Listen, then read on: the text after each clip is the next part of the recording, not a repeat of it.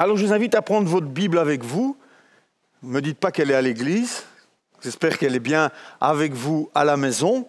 Et je vous invite à prendre avec moi un passage dans l'évangile de Jean au chapitre 17. On est en plein dans la prière sacerdotale. C'est une prière que Jésus fait vers la fin de son ministère. Et dans cette prière, on va voir que Jésus consacre un morceau de la prière sacerdotale.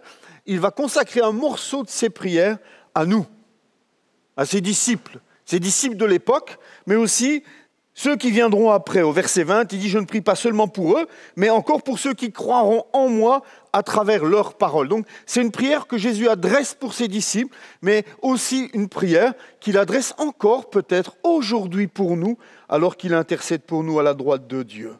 Alors, est-ce que ce n'est pas intéressant de savoir qu'est-ce que Jésus peut bien demander pour nous, ses disciples ? Moi, je trouve ça interpellant et intéressant de découvrir ensemble ce soir, qu'est-ce que Jésus peut bien demander pour moi ?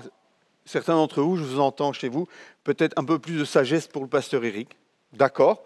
Mais vous allez voir que ce n'est pas ça que Jésus demande. Jésus ne demande pas ma prospérité, Jésus ne va pas prier pour ma santé, Jésus ne va pas prier pour que mon église grandisse.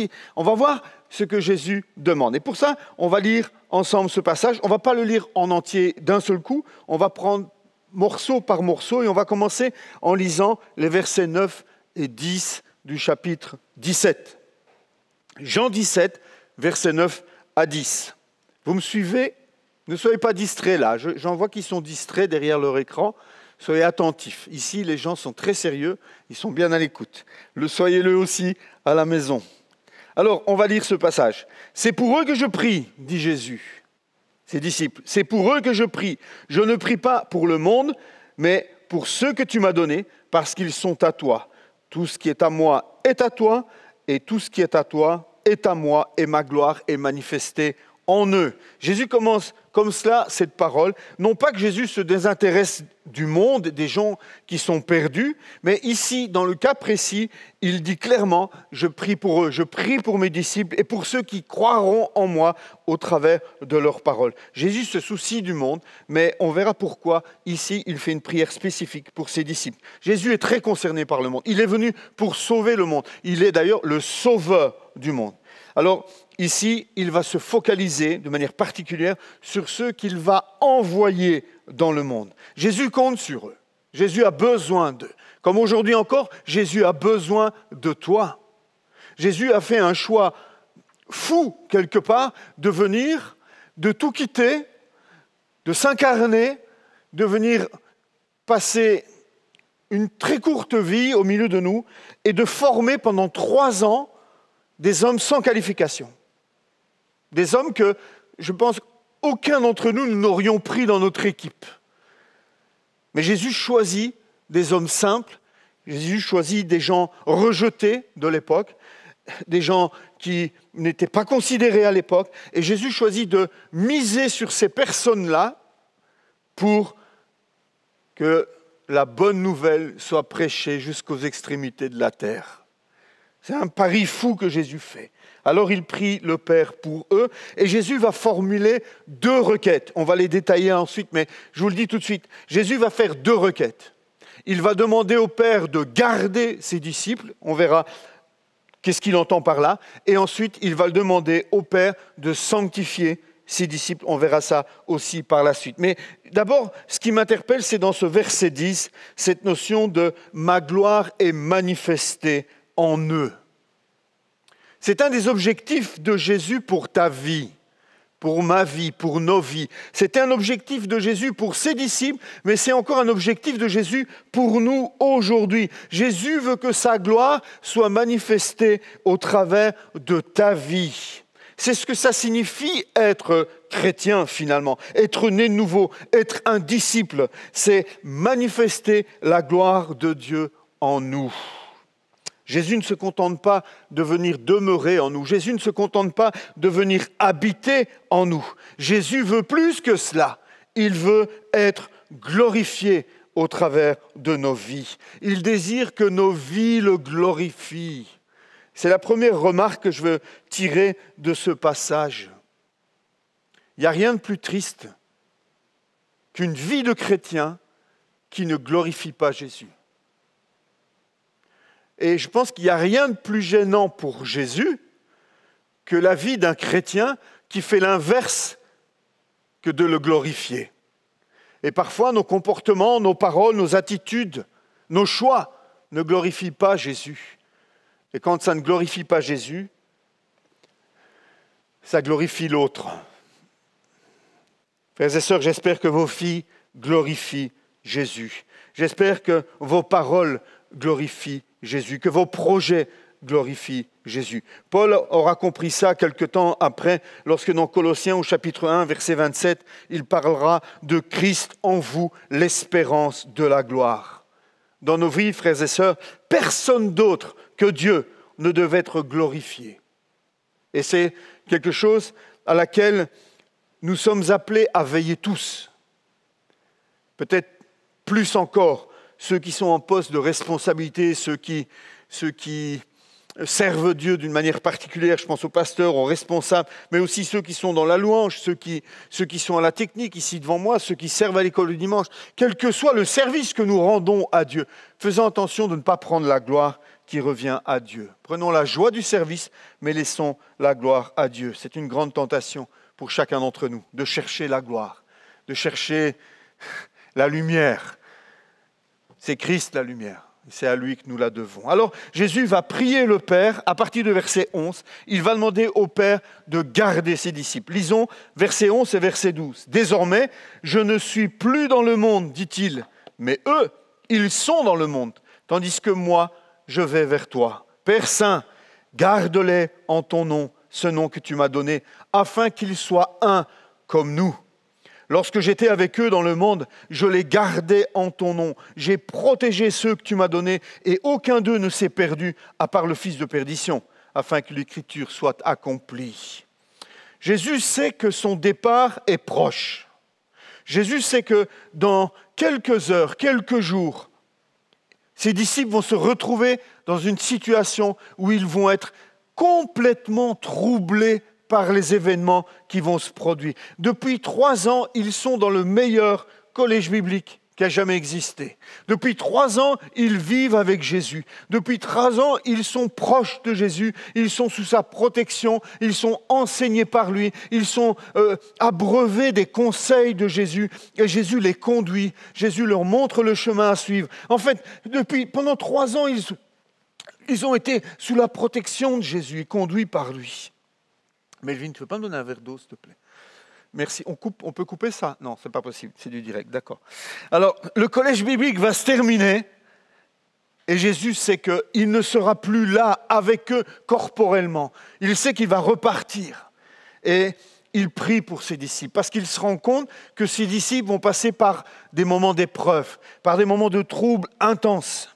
Les disciples ne vont pas comprendre ce qui leur arrive. Pourtant, Jésus a annoncé, Jésus a expliqué qu'il allait mourir 3 jours après, etc. Mais les disciples sont restés complètement sourds et aveugles à cet enseignement de Jésus. Et donc, lorsque ça va arriver, les disciples vont vraiment être troublés. Et ils vont devoir apprendre à vivre, à servir et à suivre Jésus d'une manière différente. Pendant 3 ans, ils ont obéi à Jésus et ils l'ont suivi en l'entendant de leurs oreilles, en le voyant de leurs yeux et en simplement suivant les traces de Jésus. Mais Jésus sait que lorsque lui va repartir, il va envoyer son Esprit Saint. Et les disciples vont devoir apprendre à reconnaître la voix du Saint-Esprit. Ça ne sera plus aussi simple que quand Jésus était présent. Nous aussi, nous avons besoin de l'intercession de Jésus aujourd'hui. Dans Romains 8, 34, nous sommes encouragés de voir qu'il est à la droite de Dieu et il prie pour nous. Il intercède pour nous. Jésus le fait encore maintenant. Dans Hébreux 7, 25, nous sommes assurés que Jésus est toujours vivant et qu'il peut donc toujours prier pour nous. Frères et sœurs, ce soir, ce qui doit nous rassurer, l'encouragement de ce soir, c'est de savoir que notre persévérance dans la foi n'est pas seulement laissé entre nos mains, n'est pas seulement le fruit de nos efforts. Nous avons un Sauveur qui nous aime et qui intercède pour nous. Et qui a demandé à son Père de nous garder. Nous sommes gardés par Dieu le Père lui-même. Nous sommes ses enfants. Quand vous allez au parc avec vos petits bouts, vous les gardez. Vous veillez sur eux. Ils sont la prunelle de vos yeux. Et vous savez qu'il y a des détraqués qui se promènent dans le parc. Vous savez qu'il y a dans ce monde des gens qui sont tordus. Et vous veillez sur vos enfants. Vous les gardez à l'œil. Vous les gardez sous surveillance. Eh bien, c'est ce que Père, le Papa, notre Papa dans le ciel fait. Il nous garde. Et c'est rassurant de le savoir. Seul contre le monde, seul contre la chair et contre le diable, nous ne pouvons pas tenir. Si tu es debout aujourd'hui, ne crois pas que c'est seulement le fruit de tes efforts et de ta persévérance. Si tu es debout aujourd'hui et que tu suis cet enseignement, c'est parce que le Père t'a gardé et qu'il continue à le faire, que le Fils intercède pour toi et qu'il continue à le faire. Jésus dit, Père, garde-les par la force de ton nom. Par la force de ton nom. Ce n'est pas seulement un ange qui veille sur toi et qui te garde. Ce n'est pas un pasteur, un leader spirituel qui te garde. Ce ne sont pas tes efforts qui te gardent. C'est la puissance de Dieu elle-même. La puissance de son nom. La puissance de Dieu est à l'œuvre, est à ta disposition et veille sur toi. Ensuite, Jésus va détailler de quel genre de garde avons-nous besoin. Et Jésus va détailler dans la suite des versets. Il va d'abord commencer en demandant de garder ses disciples unis. Il y a peu de choses qui rassemblaient les disciples à l'époque. Quand on lit les textes, on se rend même compte que par moments, ils se jalousaient les uns les autres, à savoir qui allait être assis à la meilleure place. Il y avait des disputes entre eux, probablement. Là où on met 2-3 personnes ensemble, il y a des tensions qui apparaissent. Et le pari était compliqué. Jésus avait mis un zélote, quelqu'un qui voulait chasser les Romains, en équipe avec un Matthieu, collecteur d'impôts, qui travaillait pour les Romains. C'était un défi fou, ça. Il fallait oser le faire. Et aujourd'hui, Jésus fait la même chose. Il met un pasteur belge qui doit travailler avec 2 pasteurs français. C'est dingue. Dieu fait des choses extraordinaires. On s'aime et on aime servir ensemble. C'est beau, non? Bon, je vous entends applaudir, j'espère, à la maison, que vous faites des bons et que vous êtes contents d'avoir des pasteurs qui s'aiment. Merci Melvin. Il y en a un qui suit ici. Alors Jésus prie pour l'unité de ses disciples. Il sait que quand il va partir, il va y avoir une vague d'effroi, une vague de désillusion, la panique qui va régner au milieu de ses disciples. D'ailleurs, ils prennent tous la fuite. C'est pas compliqué. Ils prennent tous la fuite. Il y en a un qui va se pendre, il y en a un qui va le renier, il y en a un qui s'enfuit nu. Vraiment, c'est la débandade au moment où Jésus est arrêté. Et quand ils voient leur rabbi en train de mourir sur une croix, là, ils n'ont pas la lecture que nous avons du tout. Nous avons la lecture et nous savons qu'il va ressusciter. Nous comprenons le message du salut. Les disciples n'ont pas encore compris. Et ils ne comprennent rien à ce qui leur arrive. Alors Jésus sait qu'il faut qu'ils prient. Et il demande au Père de les garder unis, comme lui est uni au Père. Et comme le Père est uni au Fils, il demande que mes disciples soient gardés dans l'unité. Jésus prie pour une unité d'esprit, une unité de cœur, une unité de destinée. Frères et sœurs, les enfants de Dieu, que nous sommes aujourd'hui encore, on ferait bien de se rappeler que nous avons un même Père, un même but et nous aussi, une même destination et que nous devons servir Dieu dans l'unité, nous aussi. C'est à l'amour qu'ils auront les uns pour les autres que le monde reconnaîtra qu'ils sont mes disciples. Là, il n'y a pas d'unité, il n'y a pas d'amour, et là, il n'y a pas d'amour, il n'y a pas d'unité. Donc ça va ensemble. Nous devons vivre dans l'unité, de cœur, d'esprit, de but, etc. Ensuite, Jésus va demander à son Père de non seulement garder ses disciples unis, mais il va aussi leur demander de les garder dans sa joie. On va parler un petit peu de ça. On lit au verset 13 jusqu'au verset 16. « Maintenant, je vais vers toi et je dis ces paroles dans le monde, afin qu'ils aient en eux ma joie. » Jésus demande au Père que ses disciples aient en eux sa joie, une joie complète, insiste-t-il. Verset 14, « Je leur ai donné ta parole, et le monde les a détestés parce qu'ils ne sont pas du monde. Tout comme moi, je ne suis pas du monde. Je ne te demande pas de les retirer du monde, mais de les préserver du mal. Ils ne sont pas du monde, tout comme moi, je ne suis pas du monde. » Ici, on voit, Jésus demande à ce que ses disciples soient dans sa joie. Une joie plus grande que la tristesse qui va les envahir au moment où ils vont voir Jésus mourir sur la croix. Jésus sait la tristesse qui va venir sur eux. Jésus sait que les disciples vont être complètement déçus, défaits, et une grande tristesse va les envahir. Alors Jésus prie pour qu'ils reçoivent sa joie. Jésus a tout préparé. Jésus sait tout ce qui va se passer. Jésus sait à l'avance comment ses disciples vont réagir. Et dans sa prière sacerdotale, il prie pour ses disciples pour que justement cette débandade, ils puissent revenir dans l'unité, que face à la tristesse qui va les remplir, ils puissent connaître sa joie. Ma joie. Jésus dit « ma joie ». C'est étonnant de la part d'un homme qu'Ésaïe 53, verset 3 décrit comme « homme de douleur habitué à la souffrance ». Est-ce que vous imaginez un Jésus joyeux? C'était un homme joyeux, rempli de joie. Et être un homme de douleur et habitué à la souffrance n'est pas impossible avec la joie. La preuve, Jésus, il était joyeux. Non, je ne ferai pas de jeu de mots. Avec Armand, on l'a assez fait. Joie et épreuve ne sont pas incompatibles, frères et sœurs. Joie et épreuve ne sont pas incompatibles. C'est un petit peu ce que j'expliquais peut-être dans le message que j'ai envoyé hier sur WhatsApp. Mais je pense que c'est important que nous puissions comprendre cela. Jésus était dans la douleur, était un homme de souffrance, habitué à la douleur, et en même temps rempli de joie. Une joie qui vient du Saint-Esprit. Une joie qui est fruit du Saint-Esprit. Souvenez-vous de Paul et Silas, enchaînés, battus, fouettés, enchaînés avec les fers aux pieds, dans le fond d'une prison sordide. Qu'est-ce qu'ils font? Ils chantent les louanges de Dieu. Moi, j'ai du mal à chanter les louanges de Dieu quand je n'ai pas la joie, quand je suis dans le fond d'une prison. Et ça peut être une prison physique, comme ça peut être toutes sortes d'autres prisons, prison de désespoir, prison de chagrin, prison du deuil. Il y a toutes sortes de prisons différentes. Peut-être que dans une prison particulière ce soir, toi qui m'écoutes, sache que dans ta prison, dans ton épreuve, dans ta douleur, tu peux connaître la joie du Saint-Esprit, comme Paul et Silas. Et Jésus prie pour toi ce soir. Et il demande au Père que tu aies sa joie, une joie complète. Jésus était rempli de joie, fruit de l'Esprit. Grâce à quoi? Grâce à sa communion parfaite avec son Père.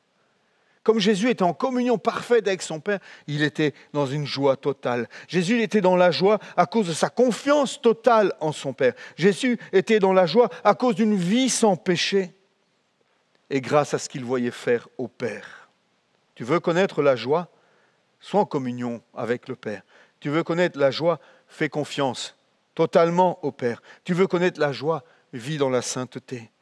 Tu veux connaître la joie? Apprends à connaître les œuvres du Père. Frères et sœurs, contrairement à ce qu'on fait croire bien souvent, Dieu est très concerné par la joie de ses disciples. Jésus était concerné. Jésus voulait que ses disciples soient remplis de joie. Et il veut que nous soyons remplis de joie. Et il veut même augmenter cette joie, pas l'enlever. Souvent, on s'imagine que pour être saint, il faut avoir les lèvres qui tombent. Non, sainteté, ça rime avec joie, avec le fruit de l'esprit qui est là. Nous sommes appelés à vivre dans la joie. Pierre va avoir le même discours dans la première épître de Pierre, au chapitre 1, versets 8 à 9. Je voudrais regarder ça avec vous. 1 Pierre, chapitre 1, versets 8 à 9. Regardez ce qu'on y lit. Jésus, vous ne l'avez pas vu, et pourtant vous l'aimez. Vous ne le voyez pas maintenant, et pourtant vous croyez en lui. C'est pourquoi vous êtes remplis d'une très grande joie, une joie si grande qu'on ne peut même pas en parler. Cette joie, vous l'avez parce que vous êtes sauvés. Voilà la récompense que vous gagnez en croyant en Jésus. Le Seigneur s'attend à ce que ceux qui sont sauvés soient dans une joie très grande. Et quand Pierre écrit cela, souvenez-vous qu'il commence son chapitre en parlant des épreuves et des difficultés que les chrétiens à qui il écrit sont en train de traverser. Épreuve et joie ne sont pas incompatibles. Ça devrait même aller ensemble. À la fin du texte qu'on a lu, au verset 15, il demande aussi de les préserver, de les garder du mal. Donc vous voyez, il demande qu'ils soient gardés dans l'unité, qu'ils soient gardés dans la joie et qu'ils soient gardés, préservés du mal. Pas des épreuves. Ce n'est pas la même chose. Souvent, nous confondons. Quand Jésus demande que nous soyons gardés du mal, c'est du malin. C'est de ce que le diable pourrait venir nous faire. Il y a une protection de Dieu sur ceux qui sont enfants de Dieu. Les épreuves, c'est autre chose. Et les épreuves, ce sont des choses difficiles que Dieu permet dans nos vies pour nous perfectionner, pour perfectionner notre foi. Et là, je vous renvoie au petit texte que je vous ai envoyé hier. Nous garder du mauvais, mais pas nous garder des épreuves. Nous sommes dans le monde, mais le monde n'est pas en nous. C'est ce que Jésus dit. Et il faut aussi comprendre cela. Nous sommes dans le monde, mais le monde n'est pas en nous. C'est un peu comme le sous-marin qui est dans l'océan. Tout va bien, sauf si l'océan rentre dans le sous-marin. Là, il y a de gros problèmes pour le sous-marin. Nous sommes des sous-marins dans ce monde. Nous sommes dans le monde, mais il ne faut pas que le monde entre dans le chrétien. Sinon, le sous-marin ne sert plus à rien, il coule au fond de l'eau, il est détruit. 1 Pierre 1,5 nous enseigne plus ou moins la même chose, lorsque dans 1 Pierre 1,5 nous lisons « Et vous-même, si vous croyez le Dieu puissant, si vous croyez, le Dieu puissant vous garde pour vous sauver. Ce salut, on le connaîtra à la fin des temps. » Nous avons un Dieu puissant qui nous garde. Et son but, c'est de nous sauver. Alléluia. C'est une bonne nouvelle, frères et sœurs. Avant de passer à la dernière requête de Jésus qui est plus courte, j'aimerais vraiment que vous puissiez vous laisser imprégner par cette pensée ce soir. De savoir que votre destination finale ne dépend pas que de vous. C'est sûr que la Bible nous encourage à travailler à notre salut. C'est sûr que nous sommes appelés à travailler à la sainteté. C'est sûr que nous sommes appelés à servir et à obéir. C'est sûr tout cela. Je ne vais pas enlever tout cela. Mais vous rappelez qu'avant toute chose, notre salut, il est entre les mains du Père qui nous garde pour le salut. Alléluia, c'est une bonne nouvelle. Que chacun soit encouragé et réconforté de ce soir, de savoir que Dieu le garde. Dieu veille sur lui. Christ intercède pour lui. Dieu veut que tu réussisses. Dieu veut que tu finisses la course. Dieu est un coach extraordinaire qui veille sur toi, qui t'encourage, qui frappe des mains, qui te dit « Relève-toi, vas-y, reprends la course. Ne perds pas l'objectif de vue. Garde la ligne d'arrivée en ligne de mire. Ne regarde pas à gauche, ne regarde pas à droite. Mais vas-y, finis la course. Je suis là pour t'aider. Je veux que tu réussisses. » Et souvent, nous avons une image de Dieu qui est tellement faussée. D'un Dieu qui, à la limite, parfois, prendrait plaisir à nous voir trébucher, qui prendrait plaisir à nous voir nous essouffler sur le bord du chemin. Mais c'est une fausse image de Dieu. Dieu n'est pas ainsi. Aucun père ne serait comme cela. Alors pourquoi lui attribuer à lui des choses que nous-mêmes, mauvais comme nous sommes, nous ne ferions pas à nos propres enfants? Et Jésus termine avec une deuxième requête, sanctifie-les, consacre-les, versets 17 à 19. Consacre-les par ta vérité. Ta parole est la vérité. Tout comme tu m'as envoyé dans le monde, je les ai, moi aussi, envoyés dans le monde. Et je me consacre moi-même pour eux, afin qu'eux aussi soient consacrés par la vérité. Jésus prie pour notre sanctification. Jésus prie pour notre mise à part, pour que nous soyons mis à part pour un usage noble et particulier. Jésus prie pour que le chrétien soit mis à part pour un usage spécial, pour le plaisir de Dieu. Et ça aussi, c'est une bonne nouvelle. C'est vrai que nous devons travailler à notre sanctification. C'est clair que nous avons notre responsabilité. Mais ce passage nous montre aussi que c'est Dieu qui le fait. Notre sanctification ne dépend pas seulement de nous. Dieu la veut. Dieu la souhaite. Et Christ prie pour cela, pour que nous puissions nous aussi être consacrés. Sanctifie-les par ta vérité, ta parole est la vérité. Et ici, Jésus nous donne le moyen. Il donne à ses disciples et il nous donne aujourd'hui le moyen pour être sanctifiés. Comment? Par la parole de Dieu. C'est en lisant la parole de Dieu. C'est en écoutant la parole de Dieu. C'est en comprenant la parole de Dieu. Mais surtout, en appliquant la parole de Dieu que tu es sanctifié. que le Saint-Esprit fait une œuvre de sanctification en toi. Chaque fois que tu fais un pas d'obéissance, chaque fois que tu lis la parole et que tu veux la mettre en pratique, le Saint-Esprit fait une œuvre de sanctification dans ta vie et tu grandis en sainteté. Sans lire la parole de Dieu, sans s'approprier la parole de Dieu, il est difficile de savoir ce qui est bien de ce qui est mal. La parole de Dieu est là justement pour nous aider à découvrir quotidiennement ce qui est bien de ce qui est mal. C'est un signe de maturité. La parole est une épée. À un autre moment, la parole est un marteau. À un autre moment, elle sera une lampe pour te guider. Tout cela pour faire l'œuvre de Dieu dans ta vie. Tu ne peux pas te passer de la parole de Dieu. J'entends des chrétiens qui me disent « Moi, j'aime pas lire, je lis jamais. » Écoute alors. Télécharge une application, la Bible, YouVersion, sur ton smartphone et ils lisent la Bible à ta place. Si tu ne sais pas lire ou que tu n'aimes pas lire. Mais tu as besoin d'entendre la parole de Dieu. Tu as besoin de plus que simplement le top message. Tu as besoin de plus que la pensée quotidienne. Tu as besoin de plus que le verset, le feuillet du calendrier quotidien que tu lis parfois aux toilettes. Tu as besoin de plus que cela. Tu as besoin du steak de la parole de Dieu. Tu as besoin de l'écouter. Tu as besoin de la méditer si tu veux grandir spirituellement. Toujours dans 1 Pierre 1, 23, on dirait que Pierre était dans la prière sacerdotale. Il est écrit ceci, « La parole de Dieu vous a fait naître de nouveau. Et cette parole n'est pas comme une graine qui meurt, elle est vivante.